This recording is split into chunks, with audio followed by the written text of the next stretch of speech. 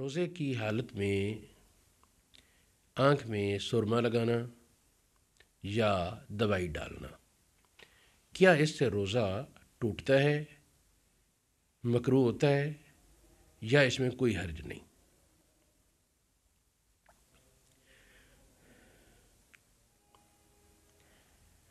اس سوال اٹھانے کی ریزن یہ ہے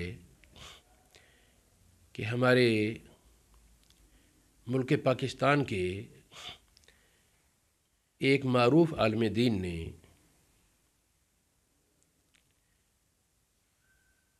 گزشتہ سالوں میں یہ فتویٰ صادر کیا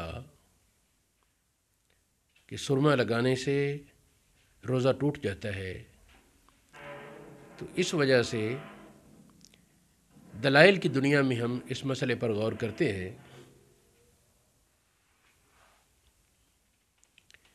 تو معزز سامعین، پہلی بات یہ ہے کہ یہ مسئلہ روزہ کی حالت میں سرما لگانے سے روزہ نہیں ٹوٹتا، اس پر چاروں ائمہ کا اتفاق ہے۔ امام ابو حنیفہ، امام مالک، امام شافعی اور امام احمد بن حنبل۔ زیادہ سے زیادہ یہ ہے کہ امام احمد بن حنبل کے نزدیک روزے کی حالت میں سرما لگانا مکروہ ہے، ٹوٹنا وہ نہیں کہتے۔ امام مالک کا قول مضطرب ہے، کئی علماء بیان کرتے ہیں کہ ان کے نزدیک مکروہ ہے، جبکہ ملا علی قاری نے مرکات شرح مشکات میں یہ بیان کیا ہے کہ امام ابو حنیفہ، مالک اور شافعی تینوں کے نزدیک مکروہ بھی نہیں روزے میں سرما لگانا۔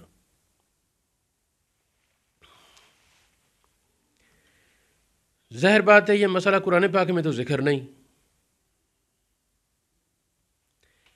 حدیث پاک میں ایک حدیث سے علماء استدلال کرتے آئے، اب یہ کہا گیا جی وہ حدیث سندن ضعیف ہے، لہٰذا قابل اعتماد نہیں۔ یاد رکھنے کی بات ہے کہ وہ اگر ضعیف ہے تو اس میں ضعف کیا امام ابو حنیفہ کی سند میں بھی آیا تھا؟ بھئی ضعیف راوی پیدا ہوا کسی زمانے میں جا کر، امام ترمذی، ابو داؤد وغیرہ کی سند میں ایک راوی ضعیف موجود ہے، اس سے یہ کیسے ثابت ہوگا کہ امام ابو حنیفہ کے پاس بھی وہی سند تھی جس میں یہ ضعیف راوی تھا؟ کہ امام ابو حنیفہ آپ کا دور تابعین کا دور ہے اور خیر القرون میں ہے وہ زمانہ، جس کا حاصل یہ بنتا ہے کہ اس دور میں اصل ہے ثقاہت، اصل ہے راوی کا ثقہ ہونا، قابل اعتماد ہونا۔ اسی وجہ سے اس دور کی مرسل روایات بھی قبول ہیں کہ لوگوں میں جھوٹ کی عادت تو تھی نہیں، اگر کسی میں کوئی نقص ہوتا، خامی ہوتی تو وہ اجاگر ہوتی۔ امام ابو حنیفہ رحمہ اللہ تعالی و رضی اللہ تعالی عنہ، آپ کی سندیں تو آپ کی رہیں، بلکہ ایک ضابطہ ہے مجتہد ہونے کے لیے یہ نہیں کہ وہ صرف فقہ کی 4 کتابیں پڑھ لے۔ مجتہد ہونا علم کا آخری زینہ ہے۔ قرآن پاک، تفسیر، ناسخ منسوخ، محکم متشابہ، اور پھر احادیث میں ساری اقسام، صحابہ اور سلف کے اقوال، ان پر گہری نظر،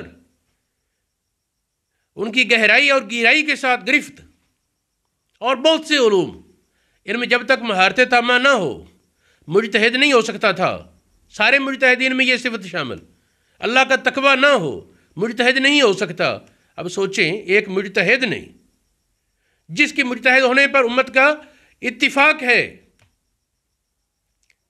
2/3 اکثریت امت کی اس کی پیروکار ہے، ایسے مجتہد کے بارے کیا تصور کیا جائے گا؟ اس کے پاس کوئی دلیل نہیں تھی، اس نے یوں ہی کوئی مسئلہ بیان کر دیا؟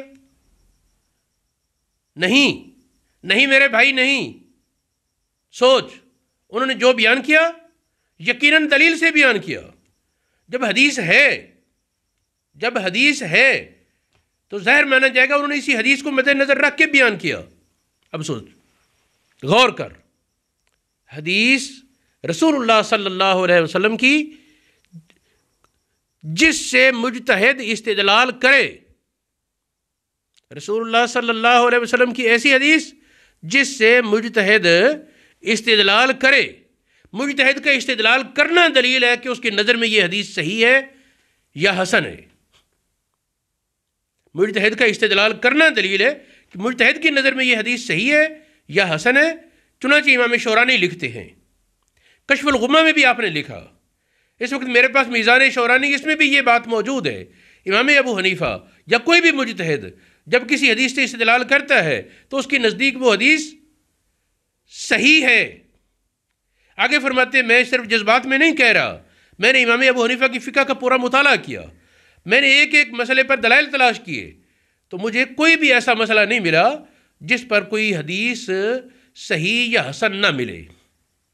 حدیث صحیح ہوتی یا حسن ہوتی یا ایسی ضعیف حدیث جو متعدد روایات سے، متعدد اسانید سے روایت ہونے کی وجہ سے درجہ حسن کو پہنچ جاتی ہے، اور حدیث کے استدلال کے لیے صحیح ہونا، احکام میں استدلال کے لیے حدیث کا صحیح ہونا یا حسن لغیر ہی ہونا، حسن ہونا یا صحیح ہونا، خال ذاتی ہی ہو خال غیر ہی ہو، کافی ہے۔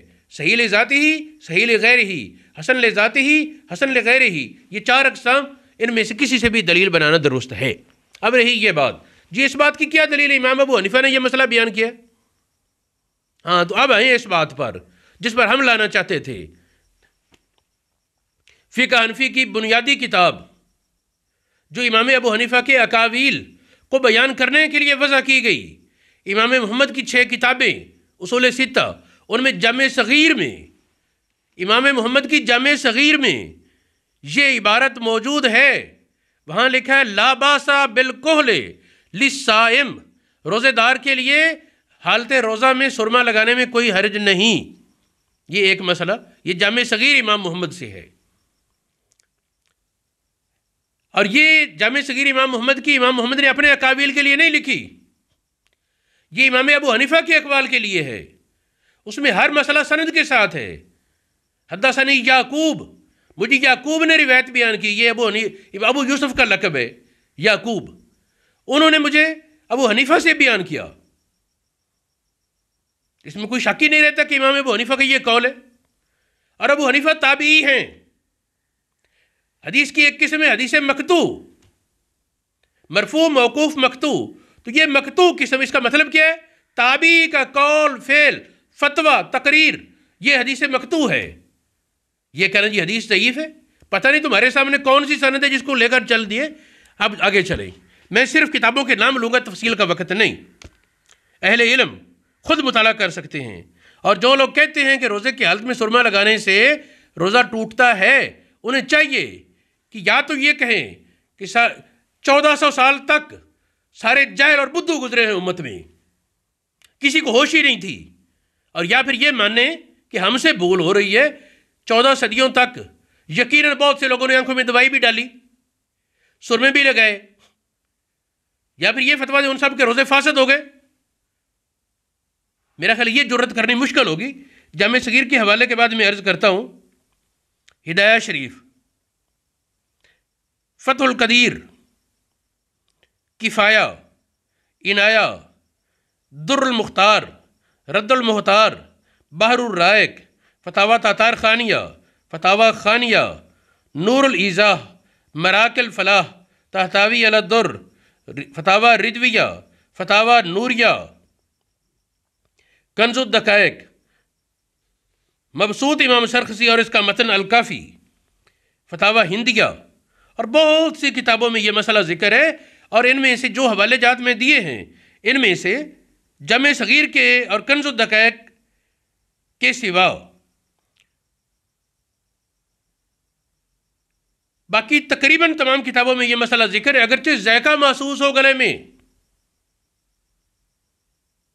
چنانچہ الکافی جو اصول ستہ کا مجموعہ ہے، جامع صغیر، جامع کبیر، مبسوط، زیادات، سیر صغیر، سیر کبیر، امام محمد کی 6 کتابیں، ان کا جو مجموعہ ایک من مرتب کیا متن الکافی اس کا نام رکھا الحاکم الشہید نے.